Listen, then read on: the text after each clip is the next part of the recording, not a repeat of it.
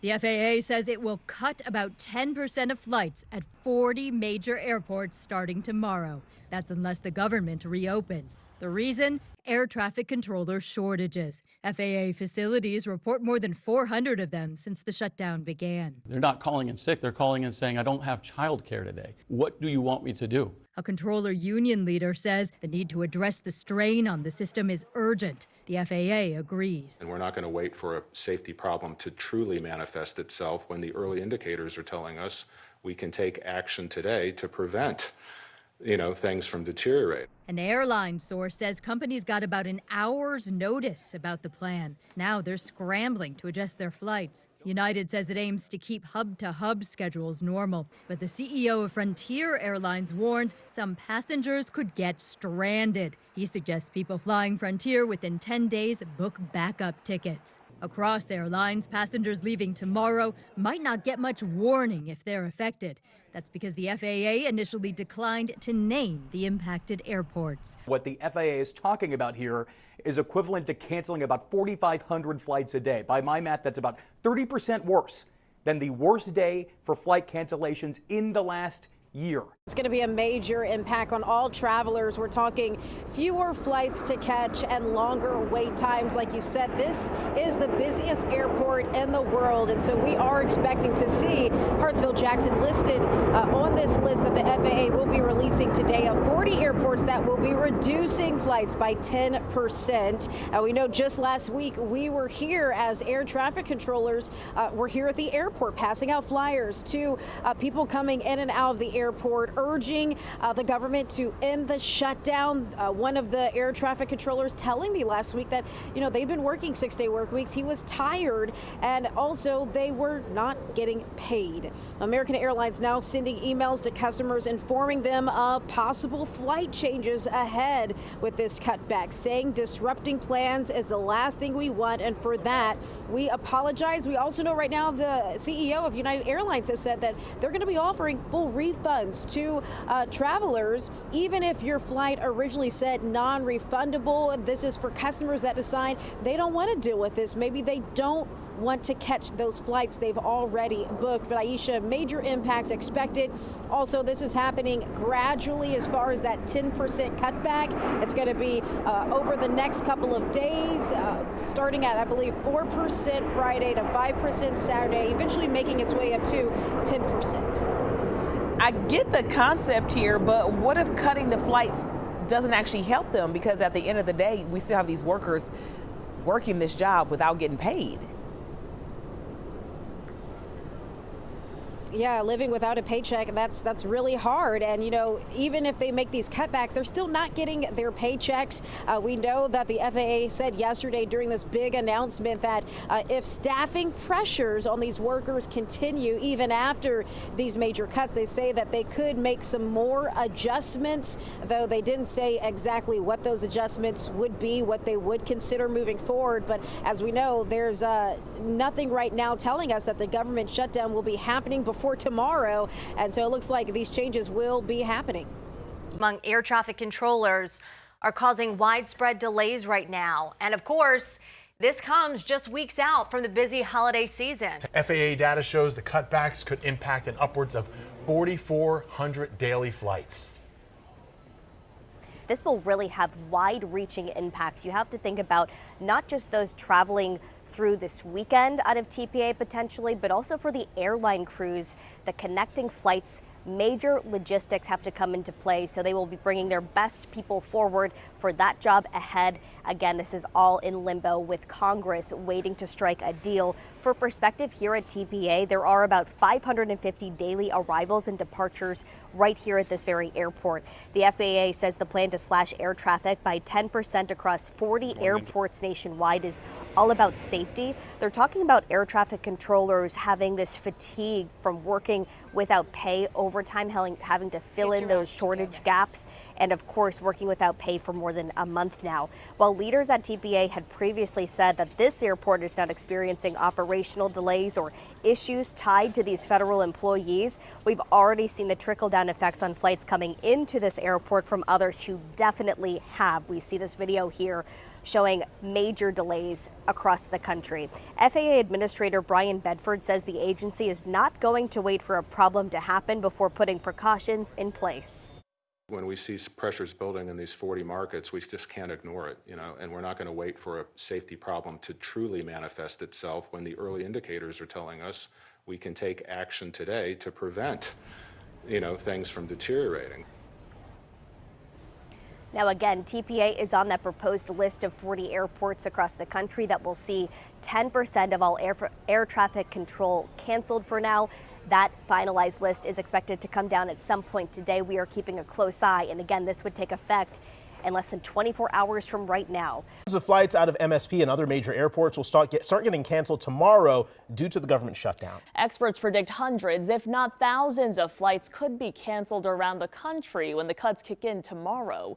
The FAA says it is a 10% reduction in flights at 40 high-volume markets, an unprecedented move. The reason goes back to the government shutdown, now entering day 37. Since day one, air traffic controllers have been working unpaid. So while some don't show up to work, the others who do are feeling the fatigue, and the FAA says it needs to keep the airspace safe. The controllers have been working fastidiously for the last 5 weeks with this huge burden over their head of lack of compensation. And we are starting to see some evidence that fatigue is building in the system in ways that we feel we need to work towards relieving some of that pressure. Yeah, so right now I am watching for when the FAA posts the official list of airports that'll see these cuts. An MSP spokesperson got back to me this morning saying at this time they do not have any information how MSP Airport will be impacted, and that you should stay posted with your airline for the latest flight information. Back to you. The FAA announcing a 10% cut in flights.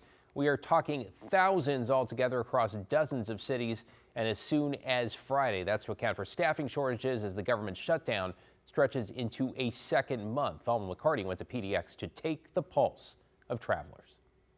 At PDX Wednesday night, we saw on-time departures and really little to no lines, just smooth sailing through the airport. But come Friday, there could be possible disruptions here and across the country. Hectic travel hubs on the horizon. This whole thing is just it's a little worrisome because we're trying to get business done like everyone else. Another ripple effect from the ongoing government shutdown. I mean, it's just going to disrupt a lot. A lot of flights likely to be canceled as the FAA reduces air traffic by 10% across 40 high-volume markets. We are concerned about that, but we had to have a gut check of what is our job.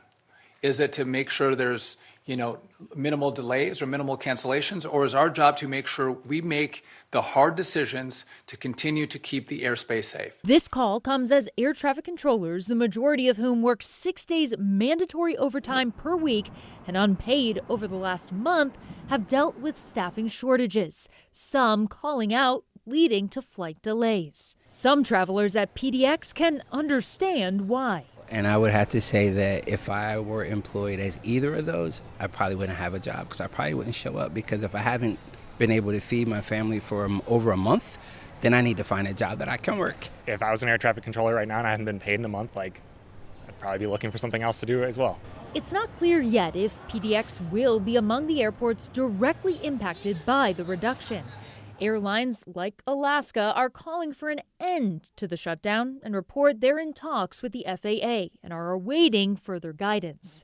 Folks at the airport awaiting that guidance as well. We just landed in Portland and we're supposed to leave Saturday. So are we going to get out of here? I don't know. We're expecting that list of the 40 high-volume markets from the FAA at some point. By the way, there's still no word of a deal tonight to end the shutdown. Democratic leaders in Congress are calling on President Trump to negotiate with them to find a way to reopen the government. Meanwhile, the president met with Republicans at the White House this morning and said the shutdown was partially to blame for yesterday's poor election showing for the GOP. But the president also insisted that, meaning the shutdown, is the Democrats' fault, and they're not getting enough of the blame. Do not believe I was unattended. We have non-perishable food items, pet food, baby supplies. All collected over the last 2 days. We put a plan together at the end of last week. A plan to help feed federal aviation workers still on the job, unpaid. We know that affording the everyday expenses of life and even just getting to the airport will be more and more challenging for the 1,800 or so federal workers who work at DEN. On Wednesday, the airport sent a request to the Federal Aviation Administration asking whether airport revenue could be used to pay air traffic controllers. They're also looking to be reimbursed by the federal government for covering those wages once the shutdown is over. We reached out to the FAA, but haven't heard back. It's a challenging time, you know, this food pantry is an expression of our gratitude and support for federal workers. They're also accepting monetary donations and gift cards you can drop off at the airport. Right now, it's other airport employees who've been stocking these shelves.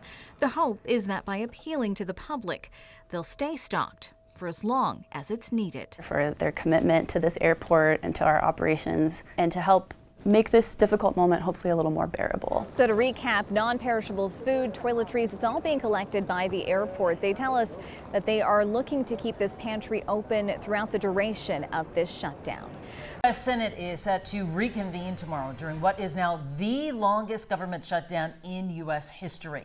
And at this point, with no indication of an end to the shutdown, the Transportation Department is having to reduce air traffic by 10% starting Friday. That's because so many airport workers who aren't getting paid are having to find work somewhere else, leading to major staffing issues. TSA shortages have caused long lines here. Not tonight, though, but tomorrow. Bush Airport tells us that they expect the lines to be anywhere from 60 to 75 minutes here.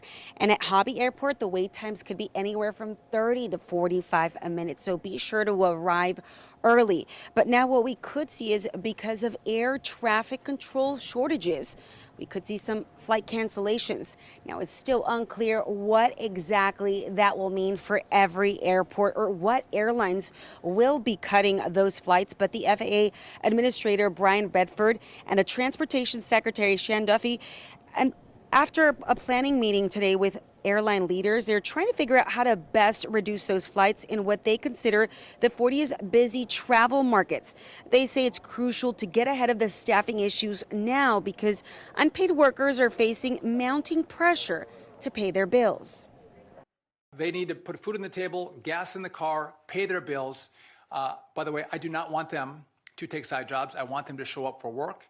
We have asked them to show up for work, but I'm not naive to understand that they're trying to figure out how they meet their daily obligations. We're trying to lean into the fact that when we see pressures building in these 40 markets, we just can't ignore it, and we're not going to wait for a safety problem to truly manifest itself when the early indicators are telling us we can take action today to prevent, things from deteriorating.